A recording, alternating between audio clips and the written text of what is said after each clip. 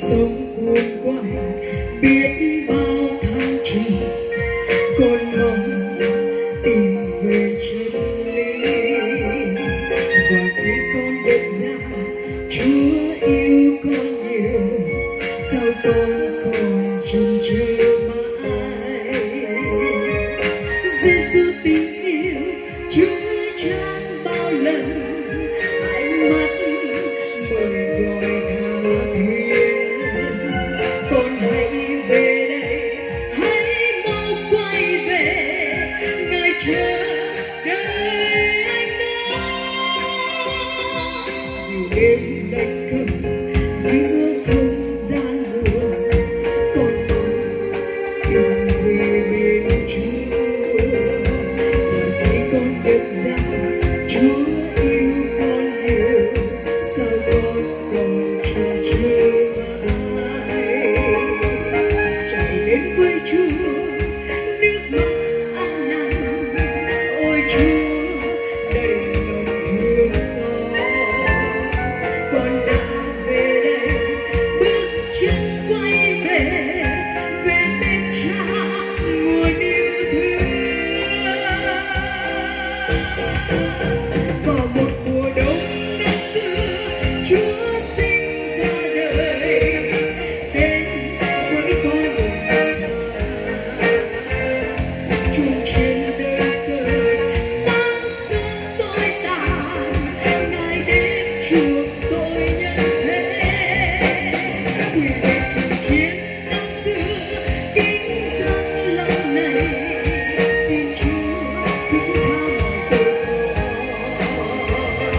Xin Chúa yêu dấu này, tôi sinh con này, từ nay thuộc về Chúa mãi, theo dấu chân Ngài.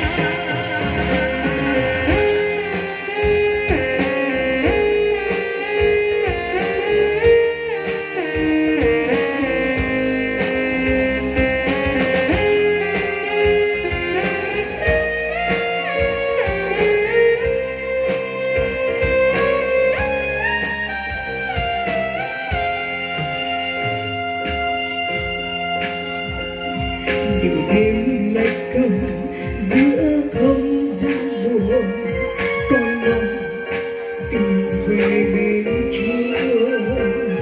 Và khi con nhận ra Chúa yêu con nhiều, sao con còn chần chừ mãi?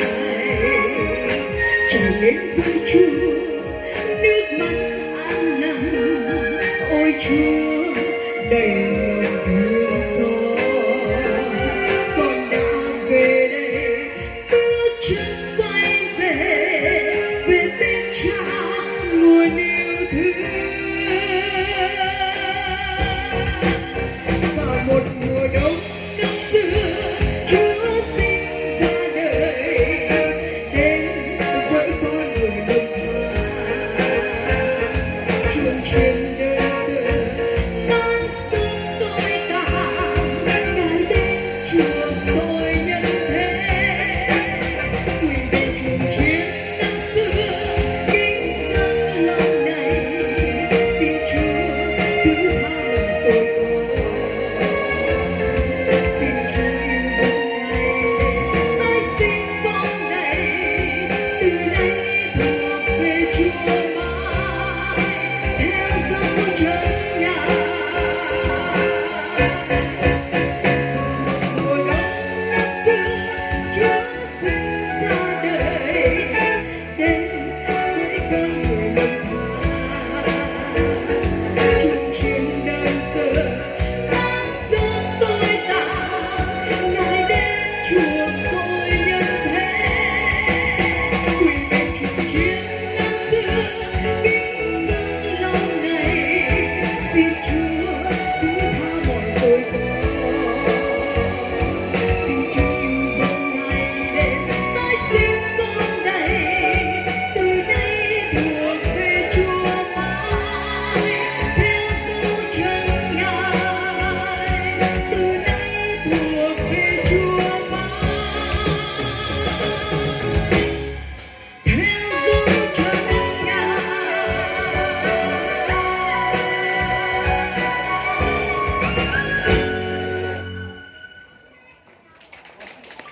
Quý vị ơi,